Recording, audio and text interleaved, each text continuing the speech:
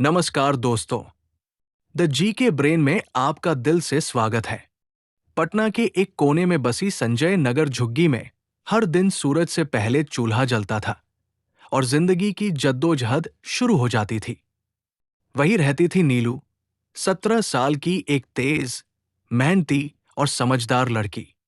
उसका घर ईंट और टीन की चादरों से बना था, लेकिन उसमें आत्मसम्मान की नींव बहुत मजबूत थी।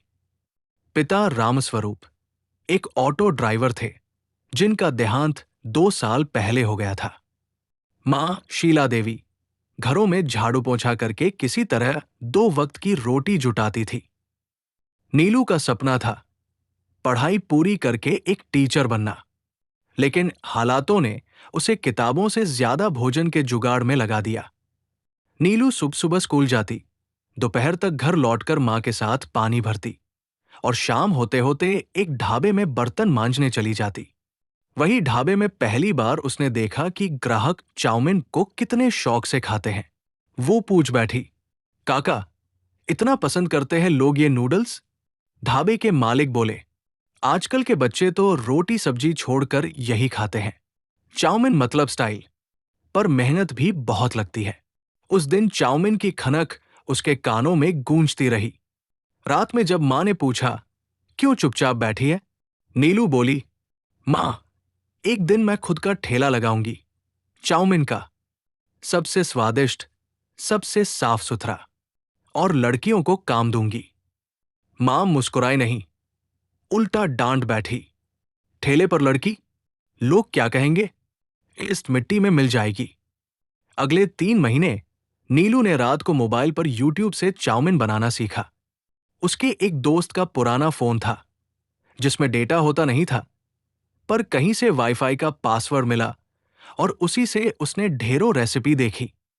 पहले प्याज, फिर शिमला मिर्च, तेज आंच, सोया सॉस, सिरका और खास मसाला।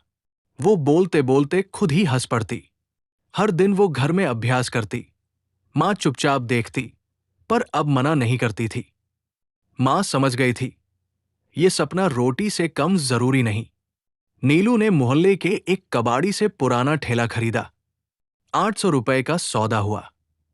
एक पुराना गैस सिलेंडर, एक तवा और 3 स्टील के डब्बे में चाउमीन लेकर वो खड़ी हो गई अपने मोहल्ले की गली के बाहर।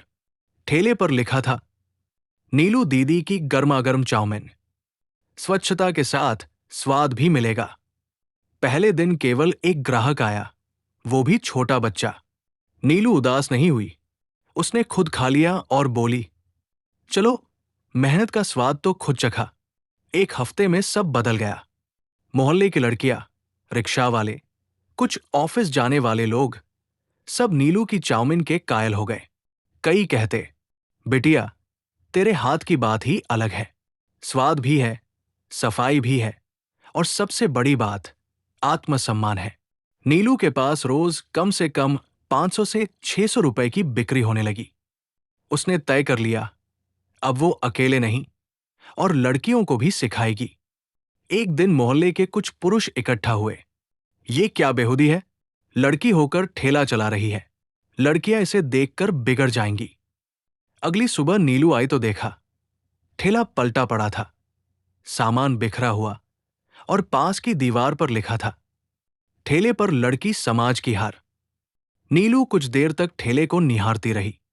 फिर उसने आंचल से आंसू पोंछे, ठेला उठाया, सब्जियां समेटी और बोली, मैं हार मानने वालों में नहीं हूं।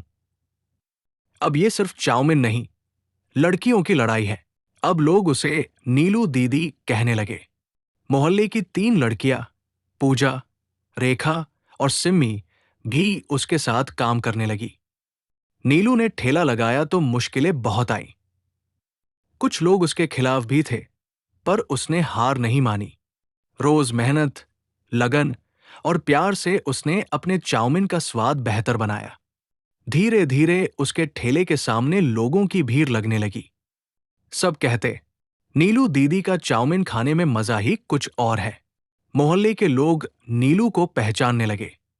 महिलाएं भी उससे प्रेरित होकर अपने अपने छोटे छोटे व्यवसाय शुरू करने लगी।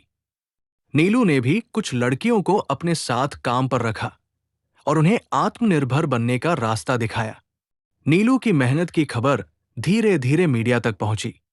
एक स्थानीय टीवी चैनल ने उसका इंटरव्यू लिया।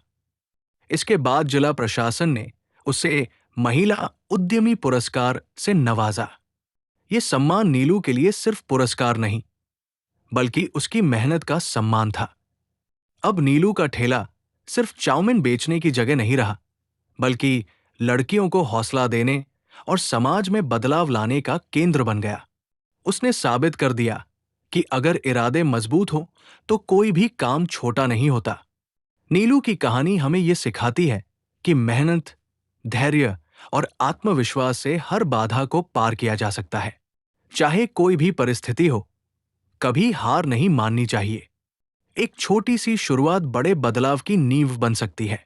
दोस्तों, आपको ये कहानी अच्छी लगे तो चैनल को सब्सक्राइब करें और ऐसी ही कहानी सुनने के लिए बेल आइकॉन की बटन को दबाना बिल्कुल न भूलिए।